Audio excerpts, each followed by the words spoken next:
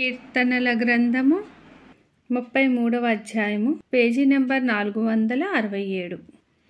నీతిమంతులారా, యెహోవాను బట్టి ఆనందగానము చేయుడి. స్తుతి చేయుట యథార్థవంతులకు శోభస్కరము. సితారాతో యెహోవాను స్తుతించుడి. 10 తంతుల స్వరమండలముతో ఆయనను కీర్తించుడి. ఆయనను గూర్చి నూతన కీర్తన పాడుడి. ఉత్సాహధ్వనితో ఇంపుగా వాయించుడి.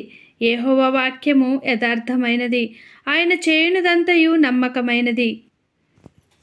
ఆయన నీతిని న్యాయమును ప్రేమించుచున్నాడు. లోకము యెహోవా కృపతో నిండియున్నది. యెహోవా వాక్కు చేత ఆకాశములు కలిగెను. ఆయన నోటి ఊపిరి చేత వాటి సర్వసమూహము కలిగెను. సముద్ర జలములను రాశిగా కూర్చువాడు ఆయనే. అగాధ జలములను కొట్లలో కూర్చువాడు ఆయనే. లోకులందరూ యెహోవా యందు భయభక్తులు నిలుపవలెను. భూలోక నివాసులందరూ ఆయనను వెరవవలెను. ఆయన మాట సెలవీయగా దాని ప్రకారమాయెను. ఆయన ఆజ్ఞాపింపగానే కార్యము సిద్ధపరచబడెను. అన్యజనుల ఆలోచనలను యెహోవా వ్యర్థపరచును.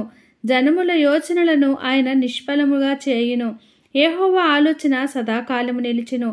ఆయన సంకల్పము తరతరములకు ఉండును. యెహోవా తమకు దేవుడుగా గల జనులు ధన్యులు. ఆయన తనకు స్వాస్థ్యంగా ఏర్పరచుకొని జనులు ధన్యులు. యెహోవా ఆకాశంలో నుండి కనిపెట్టుచున్నాడు. ఆయన నరులందరినీ దృష్టించుచున్నాడు. తానున్న నివాస స్థలములో నుండి భూలోక నివాసులందరి వైపు ఆయన చూచుచున్నాడు. ఆయన వారందరి హృదయములను ఏకరీతిగా నిర్మించినవాడు. వారి క్రియలన్నీ విచారించువాడు, వారిని దర్శించువాడు. ఏ రాజును సేనాబలము చేత రక్షింపబడడు. ఏ వీరుడును అధిక బలము చేత తప్పించుకొనడు. రక్షించుటకు గుర్రము అక్కరకు రాదు. అది దాని విశేష బలము చేత మనుష్యులను తప్పింపజాలదు.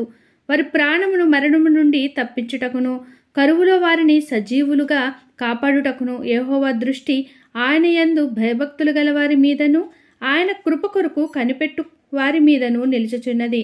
మనము యెహోవా పరిశుద్ధ నామమందు నమ్మిక ఉంచున్నాము. ఆయనను బట్టి మన హృదయము సంతోషించుచున్నది. మన ప్రాణము యెహోవా కొరకు కనిపెట్టుకొనుచున్నది. ఆయనే మనకు సహాయమును మనకు కేడెమునై ఉన్నాడు. యెహోవా, మేము నీ కొరకు కనిపెట్టుచున్నాము. నీ కృప మా మీద నుండునుగాక. దేవుడి చిన్ని వాక్యమును దీవించునుగాక. కీర్తనల గ్రంథం చదవడం మీకు నచ్చినట్లయితే ప్లీజ్ లైక్ చేయండి, షేర్ చేయండి, సబ్స్క్రైబ్ చేయండి. బైబిల్లో ఎలాంటి వాక్యాలు చదివినిపించాలనుకుంటే కింద కామెంట్ రూపంలో తెలియచేయండి. ఈ కీర్తనల గ్రంథంలోని కొన్ని వాక్యములను నేను షార్ట్స్ రూపంలో యూట్యూబ్లో అప్లోడ్ చేస్తున్నాను.